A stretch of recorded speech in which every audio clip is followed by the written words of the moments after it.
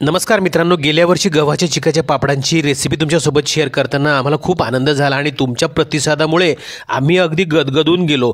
त्याचाच परिणाम म्हणून की काय, यावर्षीसुद्धा आम्ही गव्हाच्या चिकाची एक वेगळी पण त्यापेक्षाही सोपी अशी रेसिपी तुमच्यासोबत घेऊन आलेलो आहोत आणि अगदी मजेदार हे पापड आपण बनवणार आहोत. त्यासाठी इथं आपण लोकवन गहू घेतला आहे. तुम्ही इथं गहू कोणताही घेऊ शकतात. आता इथं आपण गहू घेऊन त्याला स्वच्छ पाण्याने पहिल्या दिवशी धुवून भिजत घालायचं आहे आणि ही प्रक्रिया दररोज पाणी बदलत आपण 4 दिवस करून घेत आहोत. तुम्ही बघू शकता चौथ्या दिवशी आपण याच्यामध्ये स्टार्च किती तयार झालेला आहे तुम्ही बघू शकता. आधी गव्हाचा दाणा आपण दाबून बोटाने चेक करूया.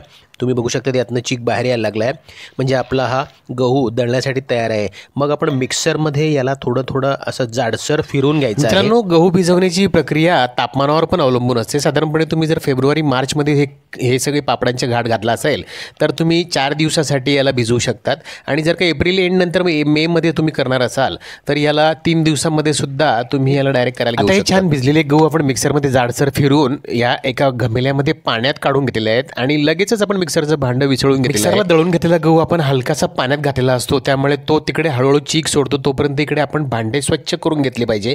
त्यामुळे तुमचं नंतरचं जे वाढणारं काम असतं ते खूप मोठ्या प्रमाणावर टाळलं जाऊ शकतं. अतिशय छोटीशी गोष्ट आहे, पण वेळेवर केली तर अजिबात काम वाढत नाही. त्यानंतर आपण एका मोठ्याशा स्टीलच्या भांड्याला ओढणीचा कापड बांधून आणि चाळणीने त्यावरती चाळून डबल असा वस्त्रगाळ करून हा चीक गाळून घ्यायचा आहे. आजचा व्हिडिओ आपण इतक्या सोप्या पद्धतीने बघणार आहोत मित्रांनो. अगदी नवशिखा व्यक्ती जर असेल तो सुद्धा हे गव्हाच्या चिकाचे पापड तयार करू शकेल. इतक्या सोप्या पद्धतीने आपण बघणार आहोत. चीक गाळताना 1-2 गोष्टींची काळजी तुम्हाला घ्यायची आहे, ती मी तुम्हाला सांगणार आहे. मुळात प्रथमतः ज्यावेळेस तुम्ही गहू दळायला घेतात तो जास्त बारीक दळायचा नाही आहे. त्याला फक्त गहू फोडला जाईल एवढाच मिक्सरमध्ये, म्हणजे त्याला आपण दरदरासा फोडून मग त्याला चीक काढायला घ्यायचा आहे. आणि अशा पद्धतीने हे चिकातून स्क्वीज करून तुम्ही चीक काढायचा आहे आणि उरलेला तो जो चोथा आहे तो पुढच्या घमेल्यामध्ये पाण्यात टाकायचा आहे, म्हणजे तो पुढे अजून आपल्याला त्यात उरलेला चीक काढता यावा म्हणून. आणि वरती तुम्ही बघू शकता त्या कापडावरती ही ताम गोळा झालेली आहे, ती सुद्धा वेळोवेळी काढून घ्यायची आहे, म्हणजे ती वस्त्रगाळ करताना चिकामध्ये जास्त पडणार नाही याची खबरदारी घ्यायची आहे, ज्यामुळे तुमचे चिकाचे पांढरे पापड जे आहेत ते लालसर बनतात. इथं आपण मिक्सरला दळून घेतलेल्या गव्हामधनं स्क्वीज करून दोन्ही हाताच्या तळव्यांनी स्क्वीज करून शक्य तेवढा चीक काढून घेतलेला आहे. त्यातला उरलेला चोथा आपण पुढे पुन्हा पाण्यात घालून दुसऱ्यांदा त्यातनं चीक काढून घेतो. अगदी अशाच पद्धतीने 2दा 3दा वाटलं तर चौथ्यांदा सुद्धा तुम्ही असं स्क्वीज करून त्यातनं जास्तीत जास्त चीक एक्स्ट्रॅक्ट करून घ्यायचा प्रयत्न करायचा आहे. एवढं सगळं बघत असताना सुद्धा जर तुम्ही अजूनही चॅनलवर नवीन असाल मित्रांनो तर चॅनलला सबस्क्राईब करा. माझ्या रेसिपीज तुम्हाला आवडत असतील तर लाईक करा आणि ह्या छान रेसिपीज तुमच्या मित्र आपतेष्टांमध्ये सुद्धा शेअर करायला विसरू नका बरं. आणि गेल्या वर्षीच्या गव्हाच्या चिकाच्या पापडांना तुम्ही दिलेल्या प्रतिसादाबद्दल तुम्हा सगळ्यांचे खूप मनापासून आभार. तुमच्याशी बोलता आपला सगळा चीक व्यवस्थित गाळून झालेला आहे, तुम्ही बघू शकतात. याला परातीने आपण झाकून ठेवत आहोत. त्याच्या आधी बाकीचे भांडेसुद्धा स्वच्छ वेळेवर धुवून घेतलेले आहेत, त्यामुळे आपला पुढचा व्याप वाढणार नाही. आता आपण संपूर्ण चीक रात्रभर सेट होण्यासाठी झाकून ठेवलेला आहे. त्यामध्ये तो चीक खाली बसतो आणि पाणी वरती येतं. ते पाणी आपण सकाळी उठल्यावरती अलगद अगदी न ढवळू देता काढून घ्यायचं आहे. ही पाणी काढणं सुद्धा कला आहे. हे पाणी तुम्ही जेवढं स्थिर आणि स्टेबल पद्धतीने काढाल तेवढा तुमचा चीक व्यवस्थित वरती निघेल. नाहीतर तो ढवळला गेला की तो पाण्यासोबत जास्त वाया जाण्याची शक्यता आहे. तुम्ही बघू शकतात मस्तपैकी खाली लागलेला हा स्टेबल झालेला सेट झालेला चीक आपण काढून घेतलेला आहे. एका पातेल्यामध्ये आपण तो संपूर्ण चीक काढून घेत आहोत.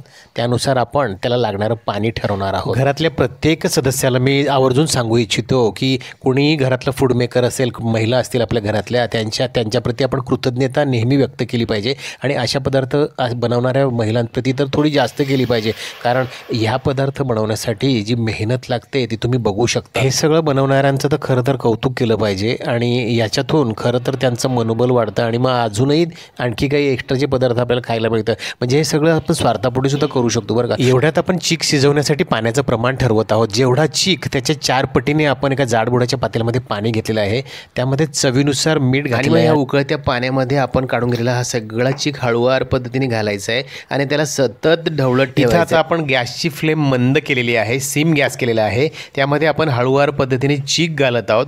चीक घालताना जर का तुम्हाला वाफ जास्त जाणवली किंवा गुठळी पडेल असं वाटलं तर तुम्ही गॅस मिनिटभरासाठी बंदसुद्धा करू शकतात. व्यवस्थित संपूर्ण चीक त्यामध्ये कालवून घ्यायचा आहे आणि मग पुन्हा आपला मंद आचेवरती गॅस सुरू करायचा. अशा वाळवण पदार्थांना गॅसवरती काही लिमिटेशन्स असतात. आपण गॅसच्या चारी बाजूला फिरता येत नाही. ज्या पद्धतीने आपण चुलीवरती हा सगळा घाट व्यवस्थित घेरू शकतो अशा पद्धतीने आपल्याला गॅसवरती करता येत नाही. त्यामुळे ताकदीचा सुद्धा थोडासा वापर व्यवस्थित करता येत. अजिबात घाबरून न जाता संपूर्ण गुठळ्या ह्या गॅस बंद करून मोडून घ्यायच्या आहेत आणि मग पुन्हा त्याची मंद आचेवरती गॅसची फ्लेम सुरू करून आपण शिजायला ठेवायचं. इथे तुम्ही व्हिडिओमध्ये बघू शकता तशाच पद्धतीने आपण इथे सगळ्या गुठळ्या व्यवस्थित मोडून घेतलेल्या आहे आणि ह्याचं मंद आचेवरती शिजण्याचं काम सुरू आहे. यावरती आपण झाकण ठेवत आहोत. झाकण ठेवून याला व्यवस्थित शिजवायचं आहे. साधारणपणे शिजायला ठेवल्यापासनं 1.5 तासामध्ये हा चीक इतपत असा ट्रान्सपरंट झालेला आहे. अशा पद्धतीने काचेसारखी ट्रान्सपरन्सी त्या चिकाला आली की त्याला आपण एका स्टीलच्या प्लेटमध्ये अशा पद्धतीने पळी पापड त्याचा टाकून बघायचा आहे त्याची कन्सिस्टन्सी चेक करण्यासाठी. आणि ह्या कन्सिस्टन्सीला तुमचा चीक आला की आपण तो चीक तयार आहे असं समजायचं आहे. तुम्ही बघू शकता आपला शिजणारा चीक अतिशय एकदम ट्रान्सपरंट असा दिसत आहे. काचेसारखा तो ट्रान्सपरंट व्हायला हवा. प्लेटमध्ये चेक केल्यानंतर चिकाचा थिकनेस हा अतिशय प्रॉपर असा बनलेला आहे. त्यामुळे आपण पाणी घेतलेलं आहे ते पाण्याचं प्रमाण अतिशय परफेक्ट असं झालेलं आहे. आपण 4 पट पाणी घेतलं होतं आणि त्यामधलं ग्लासभर पाणी आपण गरम पाणी बाजूला काढून ठेवलं होतं. पण ते सुद्धा पाणी नंतर आपण त्यामध्ये घातलेलं आहे. आपण आपली पापडं इंटरेस्टिंग बनवण्यासाठी इथं रंगीत पापड बनवणार आहोत. थोडा रंग आपण 3 बाउलमध्ये वेगवेगळ्या प्रकारचा घेतलेला आहे. त्यामध्ये आता आपण हा गरमागरम चीक घालत आहोत आणि मग तो कालवून झाल्यानंतर हे रंगीत पापड कशा पद्धतीने होतात ते तुम्ही बघणार आहात. खूप इंटरेस्टिंग व्हिडिओ आहे, बघत राहा. इथे आपण नॅचरल फूड कलर वापरण्यावरती जोर दिलेला आहे. मार्केटमध्ये सिंथेटिक कलरसुद्धा अवेलेबल असतात. तुम्हाला जो उपलब्ध होईल तो कलर तुम्ही वापरू शकतात. तुम्ही बघू शकता कलर टाकताच हे सगळं अगदी मजेदार असं दिसायला लागलं. म्हणतात ना कोणताही पदार्थ आपण जिभेने खाण्याआधी त्याला आपण डोळ्यांनी खाल्ला जातो. आणि मग ह्यातलंच ॲडव्हान्स व्हर्जन म्हणजे फूड इंडस्ट्रीमध्ये प्रोफेशनली ज्यावेळेस तुम्हाला प्रेझेंट करण्याची वेळ येते त्यावेळेस त्याला खूप मोठ्या पद्धतीने याचे ट्रेनिंग्स आणि कोर्सेससुद्धा अवेलेबल आज मार्केटमध्ये आहेत. चला तर मग आता आपण 3 बाउलमध्ये वेगवेगळ्या 3 रंगाचे हे पापडसाठी चीक आपण काढून घेतले आहेत. आता पळी पापड आपण टाकायला सुरुवात करत आहोत. आधी हा तुम्ही बघू शकता ऑरेंज येलो कलरचा आपण हा पळी पापड टाकलेला आहे. बघू शकतात इतर रंगांसोबत आपण पांढऱ्या रंगाचे पापडसुद्धा इथे टाकून घेणार आहोत. आणि इतके सोपे पापड अगदी कोणालाही टाकता येतील असे पळी पापड. चमच्यामध्ये फक्त आपण चीक घ्यायचा आहे आणि तो अशा पद्धतीने हलकासा गोलसर फिरवून इथे आपण ओतून घ्यायचा आहे बस. आता जरी आपल्याला हा दिसायला जाडसर वाटत असला तरी हा संपूर्ण वाळल्यानंतर अगदी बारीक असा कागदासारखा होऊन जातो. त्यामुळे आता तुम्ही काळजी करण्याची गरज नाही. अशा पद्धतीने आपण सगळे पापड इथे टाकून घ्यायचे आहेत. ह्याच पापडांना खानदेशामध्ये पानंसुद्धा म्हटलं जातं. आणि बोलता बोलता आपली बऱ्यापैकी पापडं इथे बाजेवरती वाळायला घातली गेली. तुम्ही बघू शकतात रंगीबेरंगी पापडांच्या ह्या रांगा किती मजेदार आत्ताच दिसत आहेत. बाजेवरती आपण शेवटच्या टप्प्यामध्ये बाकीची उर्वरित पापडं घालत आहोत. तुम्ही बघू शकता तिथे आपण खाट वापरलेली आहे. ही संपूर्ण खाट पापड टाकून पापडांनी भरलेली आहे.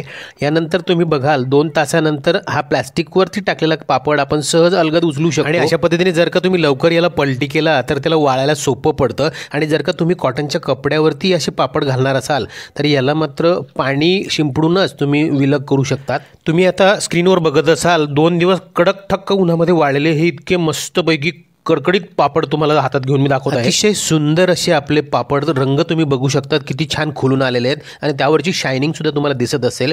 एकदम अप्रतिम असा आपला हा पापड तयार झालेला आहे. याला आपण आता तळून बघणार आहोत. महाराष्ट्रामध्ये बहुतेक सणाला गोडधोडाच्या जेवणामध्ये या पापडांची हजेरी असते बरं का. आणि खानदेशात विशेषतः लग्नामध्ये नवरदेवासाठी दिल्या जाणाऱ्या नैवेद्यामध्ये सुद्धा ह्या पापडांची खूप आवर्जून हजेरी असते. तुम्हाला व्हिडिओच्या सुरुवातीलाच बोललो होतो की अगदी नवशिक्या व्यक्तीला सुद्धा हा पापड अगदी सहज बनवता येईल. तुम्ही बघू शकता बोलता बोलता आपण ही संपूर्ण रेसिपी लिलया पार पाडली आहे. आता आपण वेगवेगळ्या रंगाचा प्रत्येकी एक पापड तळून बघूया आणि त्याचा आपण आस्वाद सुद्धा लगेच घेणार आहोत. आम्ही तर इथं लगेच खाऊन बघणार आहोत. तुम्ही काय करणार आहात? पापडांची रेसिपी करताय ना मग लगेच. सोपी आणि मजेदार अशी ही 1 किलो गव्हापासून तयार केलेली ही रेसिपी तुम्ही नक्की ट्राय करून बघा. तुम्ही बघू शकता पापड आपण तेलात टाकला की तो मजेदार अगदी काही न करता त्या आपोआप फुलतोय आणि हे रंगीबेरंगी पापड अतिशय टेम्पटिंग दिसत आहेत. आशा करतो तुम्हाला सगळ्यांना ही रेसिपी खूप आवडली असेल. कमेंट करून नक्की कळवा बरं का, मी वाट बघतोय. आता आपण तळून घेतलेला हा पापड थोडासा ट्राय सुद्धा करून बघणार आहोत. तुम्ही बघू शकता अगदी मजेदार असे रंगीबेरंगी हे सगळे पापड आपण एकत्र तळून. मला तर खूपच आवडला आहे. तुम्ही सुद्धा नक्की ट्राय करा. भेटूया पुढील भागात अशाच मजेदार इनोव्हेटिव्ह रेसिपीज. तोपर्यंत बघत राहा माहिती रेसिपीज. Thank you for watching.